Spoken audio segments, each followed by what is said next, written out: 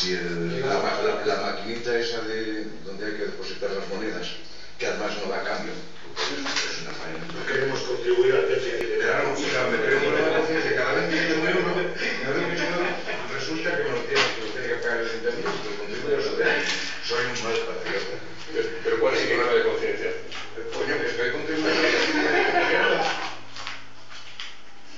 No. ¿Le has ido a Ikea alguna vez? No. Sí, vuelve. Tampoco. Y dos, un encuentro.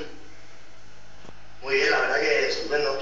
El rap es lo que a mí siempre me ha gustado y bueno, es lo que siempre he hecho, ¿no? Esto me encanta y si puedo compaginar las dos, lo haré encantado. Seguro que sí, porque además ruedas tu primera película. Sí. También. ¿Y la experiencia del cine qué? Nada, encantado.